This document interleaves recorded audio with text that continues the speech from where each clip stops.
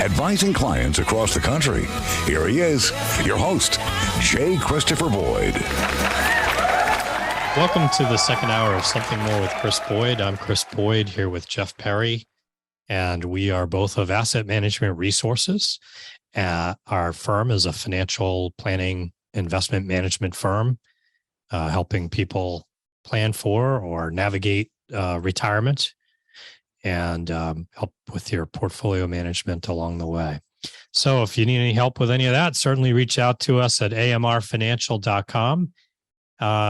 In the meantime, let's get on with the show, right? Jeff, thanks for joining me again. My pleasure. We have a variety of things we could talk about today. We're thinking of just maybe talking about some interesting articles, some myths that have come up that maybe we can demystify, bust those myths, perhaps. Yeah, when I was reading through them, and they were on CNBC, the financial news channel, and the title of the article was "Don't Be Fooled by Common Money Myths Financial Gurus Say." So I think we hear things so many times just routinely that we assume that there's some accuracy or you can count on them, right? So yeah. I think they're worth discussing. Okay, the first one I want to get your feedback on, Chris, is the myth that financial advisors or advice always has your best interest at heart. And I guess we assume that when we go to a professional, we go to a doctor, you assume, I assume that the advice they give me is in my best interest for my health. Or if I go to a lawyer and I ask for advice, I assume it's the advice that is my best interest for whatever legal matter I'm asking about. Totally would. I mean, what else would they give you, right? At least their best guess on these things, right? Yeah, you would think, but not always the case. No. Particularly with, I think less so with certain professions where,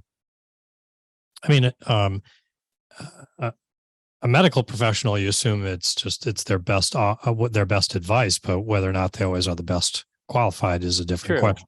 True. But as far as a financial professional, there are questions of, are they acting as a fiduciary? Are they looking out for my best interests?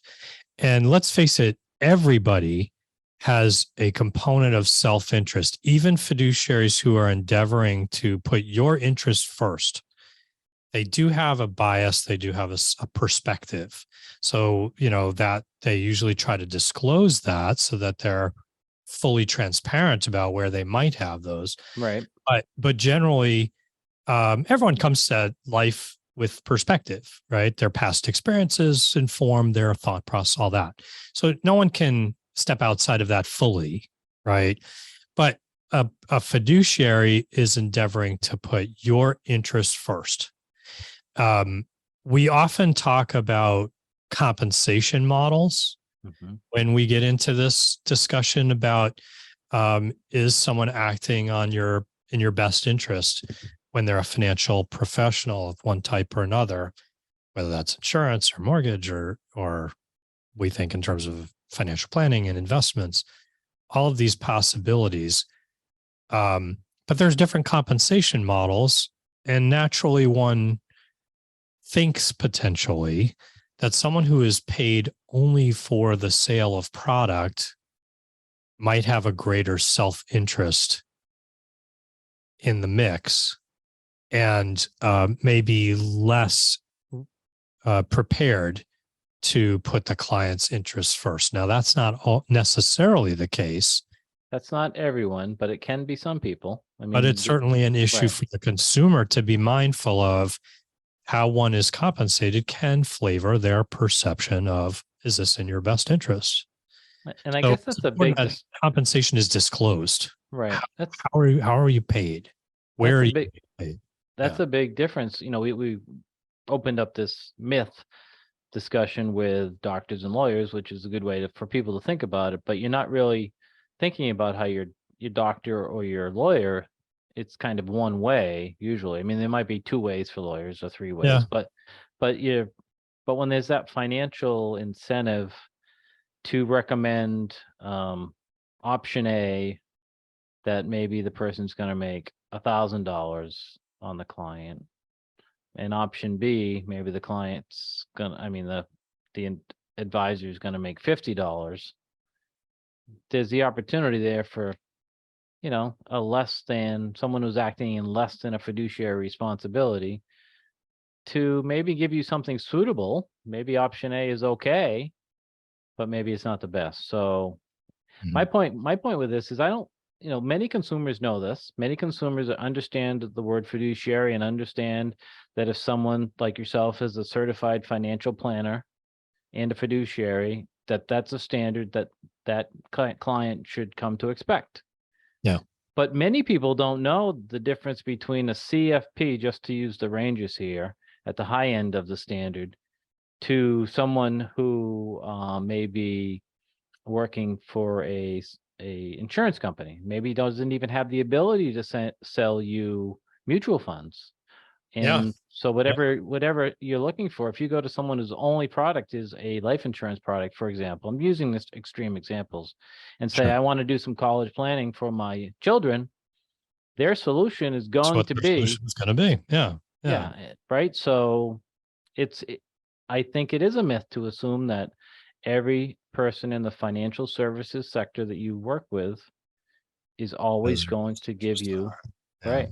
It's always going to give you the best advice. So you have to be careful. I mean, I think that's, and even in our space, Jeff, I mean, where people are getting compensated for an advisory fee that is ongoing, the consumer still has to be assured that the advisor is doing something for that fee. Correct. They're not just parking those investments and keep collecting a fee, that they're actively that's the managing the fee for that service, and providing or providing other services, whether it's financial planning or tax advice, or whatever it might be that they might be helping to provide resources around. Right. But if again, that's like, there's a risk that to the consumer that they're not getting what they're paying for, in effect. You know what I mean? So it's again, consumer has to be the one who is their own advocate, as Absolutely. much as they can look to these kinds of helpful considerations to maybe lessen that burden. Ultimately, they still have to look out for their interests. And as we saw not long ago in our area here on Cape Cod, where even sometimes people who portray themselves as a fiduciary run the risk of, are they acting as a fiduciary? Right. And, regulators pay close attention to that. Yep.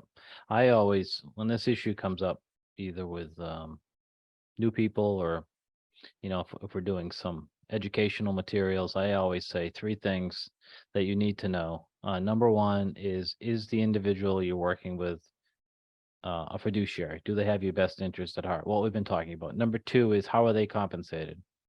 And number 3 is, where will your investments be held? Who will be the custodian of them? Yeah. Right. And so if whoever you're talking to can't answer those 3, they're very simple questions. Yeah. Are you a fiduciary? Yes or no? How are you compensated? If they can't explain that to you in 30 seconds, then they're talking too much. Yeah. I will say though, like in our case, I like to address that after we've had a chance to speak with someone, so that we know what's the best path for how we approach that compensation. Sure. Because sometimes it's portfolio management, which includes financial planning. Sometimes it's going to be, no, just an engagement for financial planning. Or sometimes it's just, I need to consult someone for some somewhat, generic things, but I just want some advice. What do you think? How would you handle this? Or whatever. So, and that's just, there's a difference of, is this just an hourly discussion? Is this a comprehensive financial plan, which would charge a fee, a commensurate fee for, and then, or something that is, ongoing, right? ongoing, and Yeah. and Management it of includes investments, et cetera. portfolio management in Right. addition to these other things, right? Yep. Yeah. So, And of but course, the depth of that financial plan can differ greatly from one person's sure. range of investments and complexities from someone else's who may not be very involved and might be very straightforward. So, Right. you get my point. So the myth is a myth, I think. But There you I say we can say this is a myth. I think we've kicked that one around enough to say it's a myth. All right. Another myth. You must pay for frequent credit report access.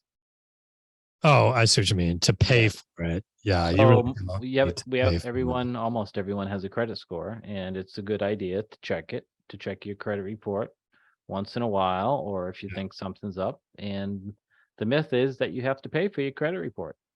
Does this give the annual credit I forget the web address for Yeah. the one that is Yep. not subject to cost?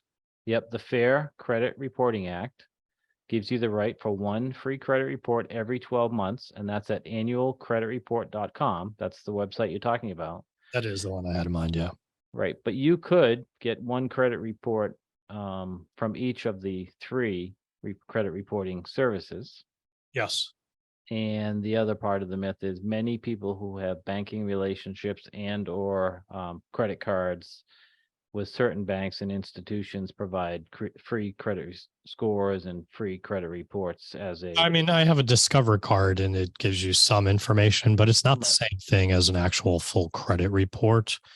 Just give you a score, which is nice to have. It's very, readily, you go online, you see readily what you have, but it's actually valuable to actually do periodically download a credit report to actually see what are the outstanding credit cards? What are the what's open? What's open? Yeah, that kind what's happening in your financial life a little bit, and look for anything that looks out of place. That kind of thing. We've talked about scams on the show before, and one of the common scams is to open if they have your information, is open to a credit account in your name and actually either not use it or pay minimal charges to test to see if someone is monitoring it. And when they discover that no one's monitoring it, then they do the max out the card and walk away type thing. So checking your open accounts is definitely valuable. And you may have a authorized user on an account that you have forgotten about. That's a really good point. Right. So, and that person, you may not be in a relationship with any longer, or who knows what the case is. Yeah. And you might want to take care of that before you're taking advantage. Whether it's circumstance surrounding divorce or just someone you've had a relationship with, or even a child who's grown out of the house, and whatever it may be, there may be circumstances where you want to say, oh, I don't want my credit tied to their spending behavior anymore. And the potential risks that can come with, particularly if it's after a breakup or something, there can be spite that you have to worry about. And if you have an authorized user, not only, your credit score, but you're responsible for if you're the account holder and they're an authorized, they go out and spend $10,000 out of spite or whatever the situation is, you can tell your bank all day that somebody else did it, but it's your account and you're gonna have to pay for it. Exactly. So you got to be mindful of that. That's a great point, Jeff. It's kind of like right up there with like when you think about changing beneficiaries, don't forget to update your benefit. That's something that is, I think, easily overlooked, like you're talking about, that when it comes to authorized user, you gotta make sure it's current. Yeah, it's a lot of hassle to undo it, and you can't always undo everything. So what's your take on credit cards? I think it's important for people to have some credit and the ability to have a credit card to create their credit and to have some convenience of when they need to, have a charge that they want to do rather than directly out of their bank account, perhaps, or to arrange funds or whatever it may be. But do you have a perspective on how many credit cards is too many, or You are how definitely when you trying should to. stop having a credit card if you haven't used it in how long or something? What are your thoughts? You're definitely trying to get me in trouble Okay. with my Ramsey Impulses. Yeah. impulses. Yes. So I mean, there are those out there who believe that you don't need any credit cards and that you don't even need a credit score. That's kind of the extreme example. I don't follow that path all the way. Yeah. I believe if you're going to have a credit card, it should be for convenience, for security. There are security features of a credit card that are more favorable than a debit card. And it does help you build credit, especially when you're young, to have a couple of different credit cards. What I do not subscribe to is using it as a mechanism to borrow money, meaning, so balance and retain it on that card. right. There's lots of studies that have been published over the years, even though the people who take the 0% interest and say, I'll buy this and pay it off before, the actual number of people who actually follow through and just use the credit while it's in the 0% interest is very, very small. So that's where I draw a line there. I think it's a tool for safety and convenience, and it does help you build a credit score. And I would suggest that you should have at least two, especially if you're traveling or depending on that, you're not carrying cash because things happen, fraud alerts happen, you lose things. Yeah. Yeah, it's good points. Computer systems are down. But after you get past two, you really have to ask yourself, why do I have open credit? If you're paying it off, you're not like shuffling money around. How much credit is too much credit? Right. Kind of thing. And the idea of it's probably wise to have, different card offerings, different banks, different Visa, American Express, Discover, whatever. It's going to be not all the same thing because different places take different offerings, right? We use American Express most of the time, but not everywhere takes American Express. That's right. So that kind of thing. And and then I think there are differences in costs too, and some of these point systems and rebates and all the rest of it can have appeal, and you can get pretty elaborate. But to your point, some have more services for consumer protection or insurances or things like this. And if you find value in those things, that's maybe relevant as part of that base cost. But it's certainly part of the equation. How much do you really want to spend on those annual fees? That's right. There's plenty of options out there. And if you are disciplined, which I hope our listeners are, I suspect they are if they're listening to us. Yeah. If you're a disciplined person and the availability of a credit card doesn't increase your spending, I mean, some people will spend more because if it's there, they'll put the balance on it. Yeah, I totally get you. But if you're disciplined and that's not you, then why not? Why not get the points and take advantage of that? But once again, a lot of people go with that intention. If I'm going to spend money, I may as well get the points, but then they spend money. Have trouble paying it down. Yeah. If we all had to take cash out of our wallets after we went out to dinner or we went on a trip or we went to Disney, you'd probably not do it again, or you'd be less likely to do it again. I have that same view on taxes, Jeff. If we actually wrote the check for every bit of income tax we paid or whatever, you'd be much more attentive to this. You'd be watching Congress and your state legislators a lot more closely. Right. It's one thing to have. I think, anyway, we got a little sidetracked. What was the myth that we were talking about? The myth is that you have to pay for your credit card, your credit score access. Oh, so there is that annual credit report.com. Yep. We get it for free once a year. Yep. But as you said, you can go directly to the credit rating services to get help. And then there are paid services if you're really having a problem, you're trying to monitor it more closely. And there can be virtue to that in a aftermath of some kind of a challenge that you're trying to resolve. Sure. Here's one that the next myth. The myth is paying off your mortgage early isn't worth it. So, Well, I know this is going to get under your skin, Jeff. That's why I'm laughing, because I know it's like Jeff's going to be ready to rant on that one. But I guess I have mixed views about it. We just come out of an experience where people have potentially very low interest rate on their mortgage. And, arguably you could say, I'm going to pay off my mortgage at 3%, something in that neighborhood. But that same money that you'd use to pay down that mortgage, you could put into an investment account, the money market fund today, and get 5%. It'd be hard to justify that as an absolute necessity. I might be more comfortable with it personally. mm-hmm. And I think a lot of people would just say, oh, it gives me peace of mind to know I don't have that debt. No matter what else happens, I've got my house, Right. kind of mindset. And I think I fall into that.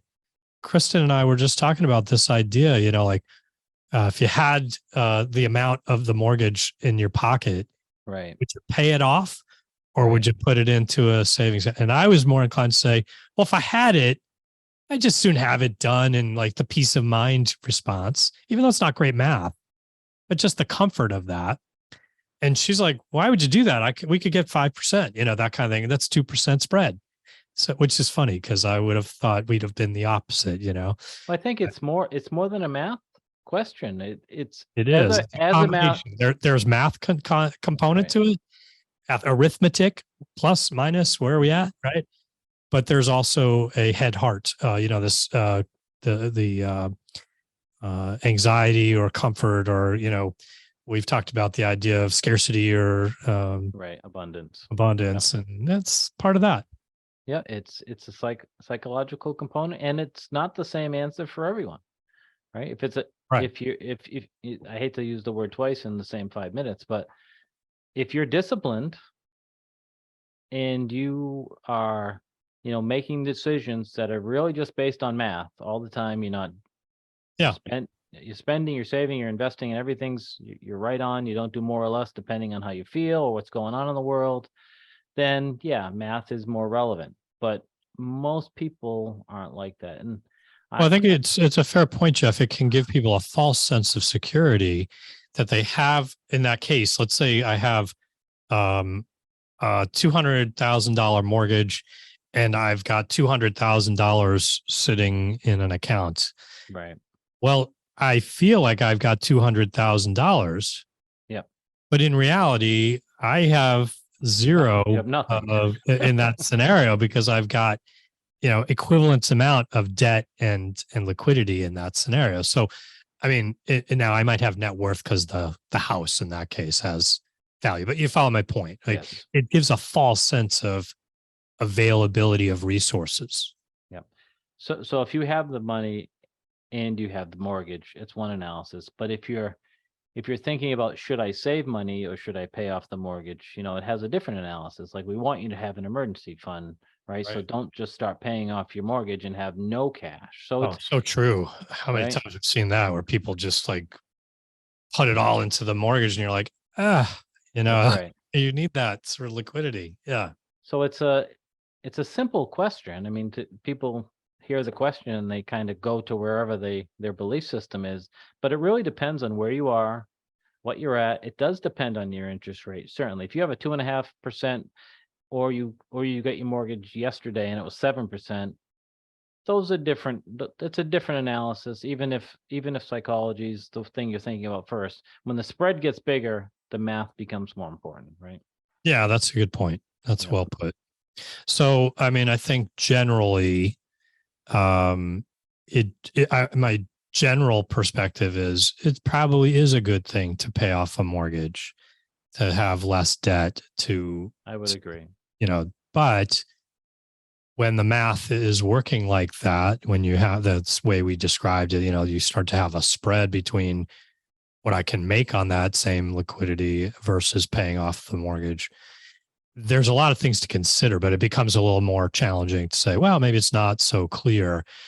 I think it is important, as you said, to make sure people have liquidity, have spending resources, and that can be a very compelling reason to say don't pay it down yet. That's right. That's Um, right. And of course, we haven't even talked about, but there's always things like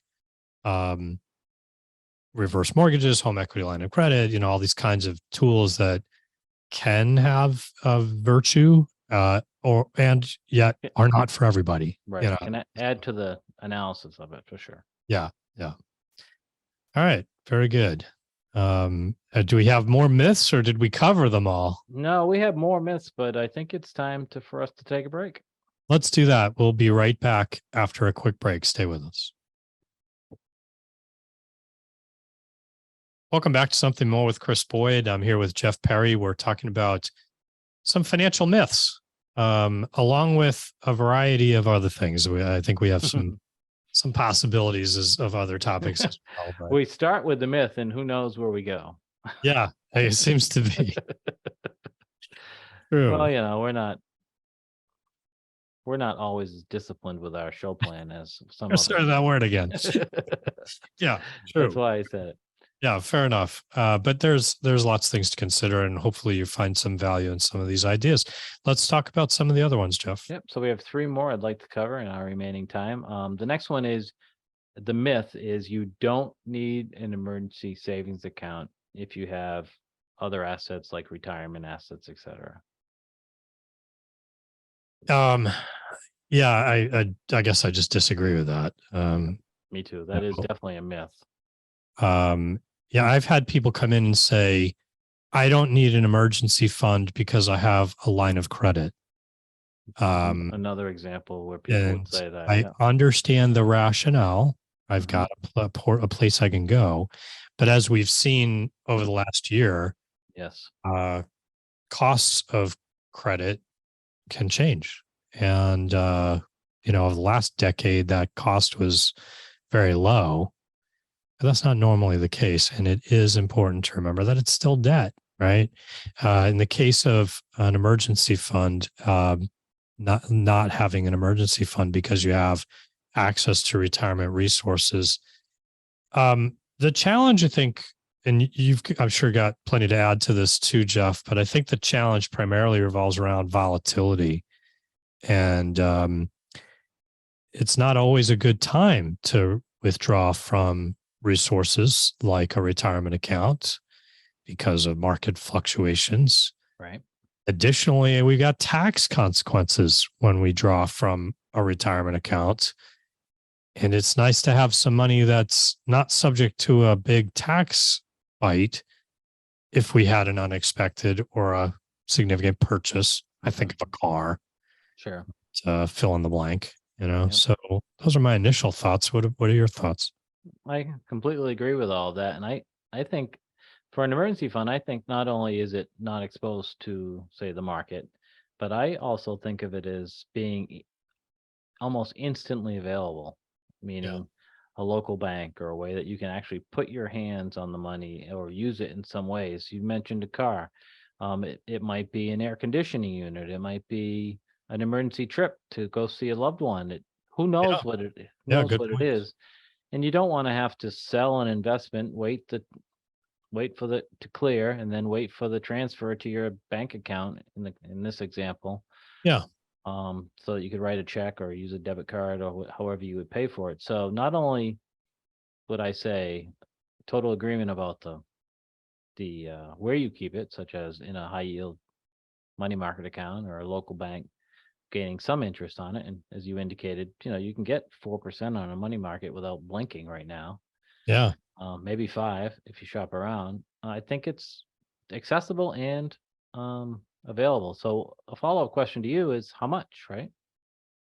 Yeah, it sure is. And of course, there's no one answer fits all in this scenario. The old, it depends. Right. But some rules of thumb are generally helpful in this scenario. We generally think in terms of for people who are still working, 3 to 6 months of expenses as a practical amount of resources. Now, it takes time to build up Does. 3 and then 6 months of savings, spending set aside. It's not easy to do, but why do we think that amount for people working? Well, if you get laid off, if you had an unexpected health event, right, things like that, you've got a means of getting through that to the other side that can be helpful. If you don't have that, you might have some disability insurance, you might have some resources that can be helpful, but it's harder to predict that they'll be available for the variety of circumstances you might need. So that's one thought process. And of course, just like with other circumstances, you can have a notable expense, like we were talking about, that's unexpected. I think of instances when we were starting out. If we'd had this reserve, we wouldn't have had credit card debt. We wouldn't have had problems if we'd had this reserve the car had problems. We needed new tires. We needed new transmission, whatever it was, right? Yeah, it's endless. And stuff. It seemed like it was always happening, right? Right. Or fill in the blank. You know what I mean? Some unexpected expense that inevitably came up, and it could help with that. Now, we want to have both savings and an emergency fund. Savings in the form of delayed spending.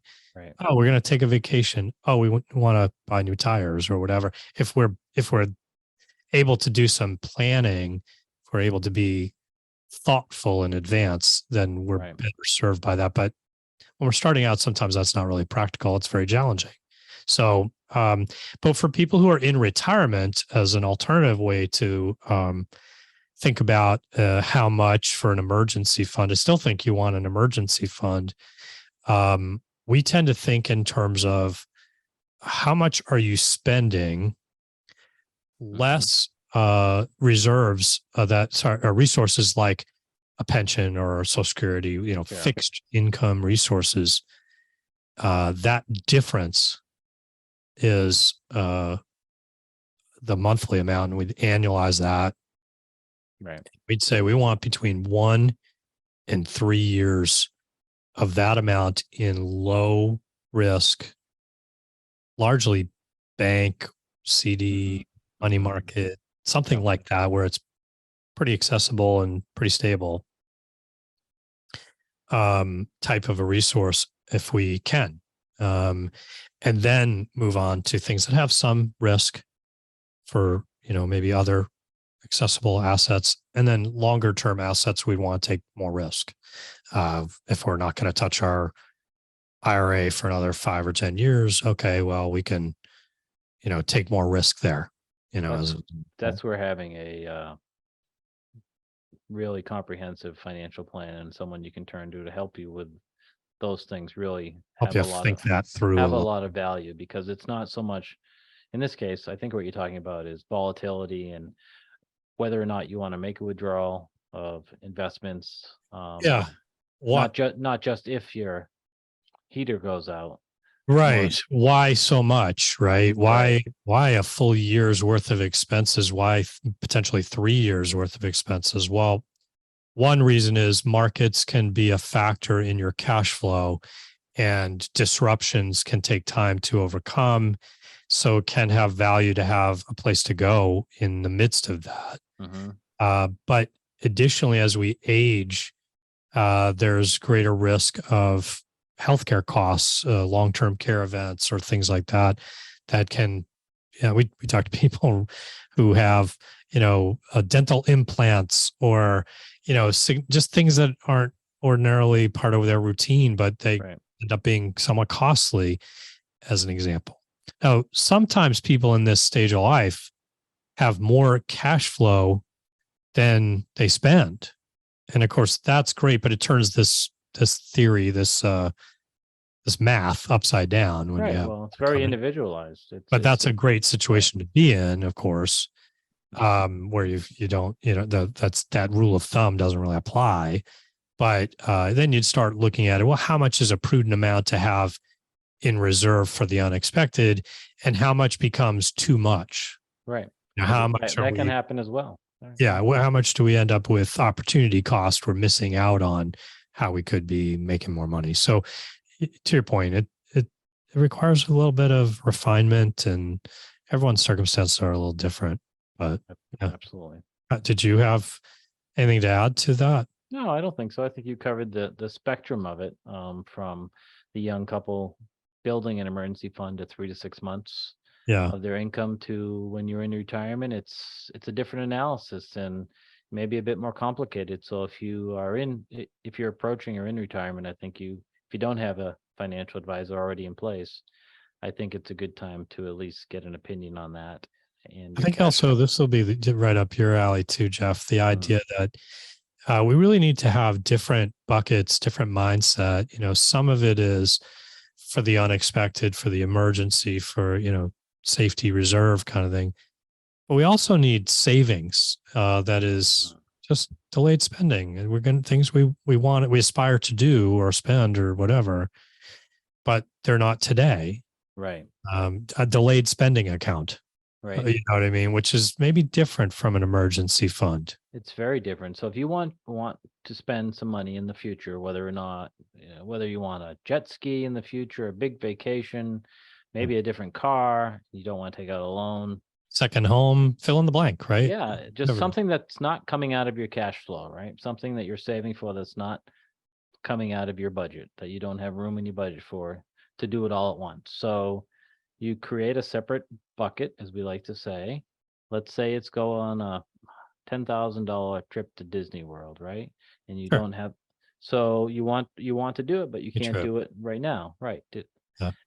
So you allocate a certain amount from your monthly or weekly budget into that bucket out of your cash flow.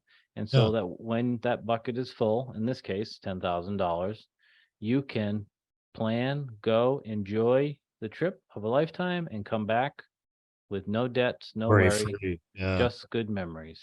And that is a peace of mind thing. Not everyone gets to do that. Most times you go on a holiday like that, you or the holidays come around at the end of the year. Yeah, with like, okay, here's my here's my bill in January or whatever. Yeah, I'm not opening that, right? Yeah. Yeah, it's like there's some aftermath that's harder to deal with. Nothing new here. I mean, we could go back to the days of Christmas clubs and shoe clubs. Right. I mean, Christmas clubs and what? Shoe clubs. Oh yeah. My mom had a shoe club for my sister and I. I don't know how she managed it, where it came from. I mean, but it was to one specific shoe store, and we could go in when our shoe club was full, and we could go in and get buying on layaway. Yeah, so she taught me these principles long before I thought about them, right? But yeah, it's true. The Christmas clubs, you don't hear about those kind of things really anymore. But that notion of all year long, you're doing a little bit of saving each week or each paycheck or whatever it was, and storing up for this is going to be my available budget for Christmas gifts. Absolutely. Yeah. Some of this was before credit cards became so widely available and adopted, but it's a good way to think of things. And yeah, some good principles behind it. Not to say that credit isn't something that's valuable. It's just you don't want to be in a position where you're paying 1.5 times the cost or 2 times the cost of the item you bought because you had to pay it over such a long period of time on credit. Not to mention the stress it can cause your budget and cash and flows. Relationships and all that. Yeah. All that. So we have 2 more and we're starting to watch the clock here. Home stretch. Yeah. Yep. The next myth is an easy one. I don't know how long it's going to take us, but you must monitor the stock market daily. Yeah. And I think, I hope most of our investors have heard us say that certainly we want you to review your financial plan, maybe on an annual basis at a minimum. We want you to have a budget. We want you to look at your finances. We want you to look at your statements. We want you to know what's going on. But monitoring the ups and downs of the roller coaster that are financial markets do nothing to make you wealthier. And it's a sure path to stress. And probably for most investors, the inclination to do the wrong thing. Right. Now, Boy, if that's you've got a risky. certain mindset and appetite where you say, hooray, the market's gone down.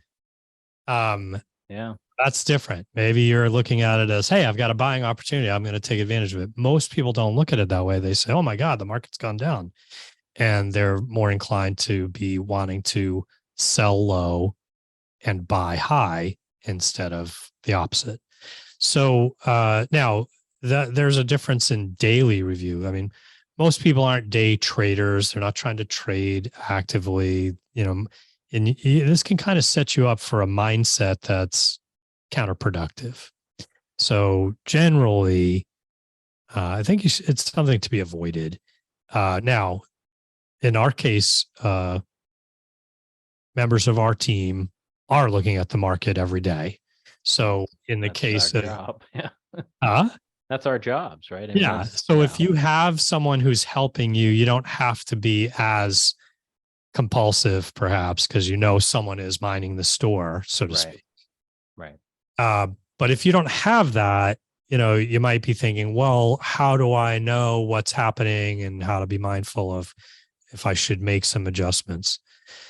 One, I think that's part of the virtue of maybe having some help in the process, but most people want to think as long-term investors and therefore ride out the ups and downs of the markets with the long-term trajectory of the expectation of a rising tide, rising markets over time. And for those people who are saying, I'm interested in individual names, I'm interested in stock selection, and that may still make you an investor, not necessarily just a trader or a trade, looking to move in and out of things. But that may require you to do more close attention to what's happening, at least in those names, and the names you might be entertaining for what else you may want to buy. So I don't want to say universally, no, but for most people, you're not likely to be wanting to do that. No, and to think it's a bit naive to think that you as an individual, even if you're knowledgeable about finances and you study investments and you watch CNBC all day and you put in your good faith that you can outsmart, outmaneuver, outanalyze, outact the professionals who are doing. There are professionals who do fine who are trading as a business, as a structure, but for the average person, you're competing against very powerful computer systems, lots of data, the ability to make trades when you need to.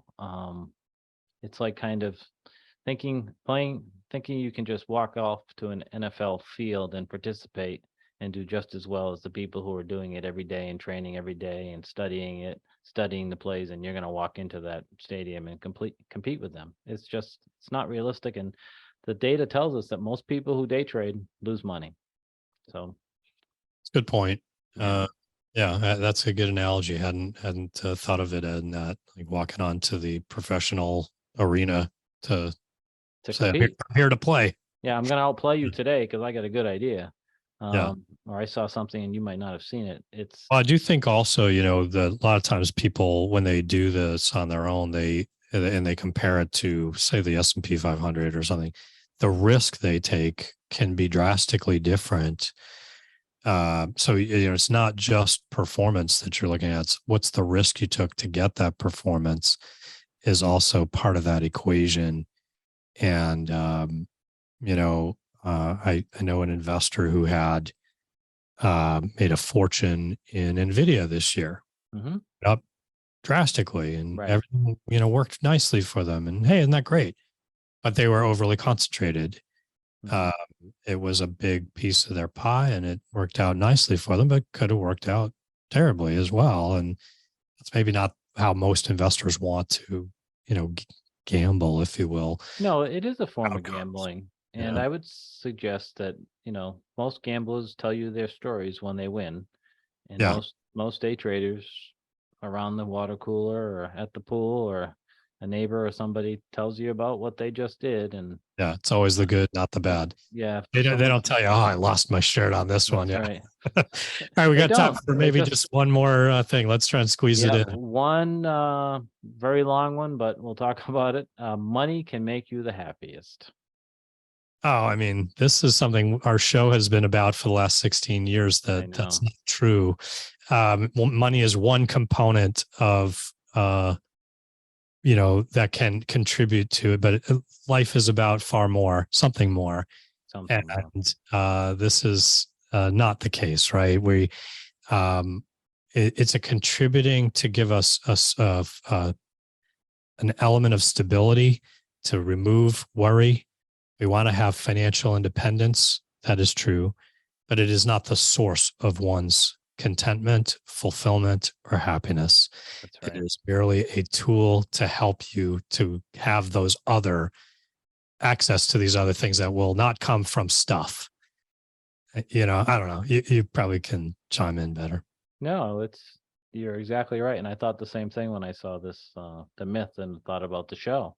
We're a financial show, but we're only talking about the actual finances part of the time, because life is about a lot more. It's about relationships. It's about faith. It's about your family. It's about helping others.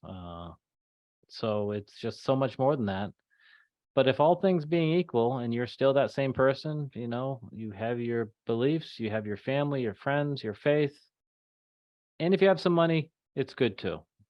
Absolutely. Yeah, no, I think it's a tool. It's a tool in the toolbox. And we all want to have the ability to become financially independent. Yes. So that work becomes optional. Or look at your story, Jeff, how you spend your time. It's a question of what gives you fulfillment, what gives you enjoyment, and finding that sweet spot of whatever that is for you. That's what you want your retirement, or at some stage, to be able to be, so that, money is a tool to help you accomplish that. It's not the end in itself. It is not. It is not.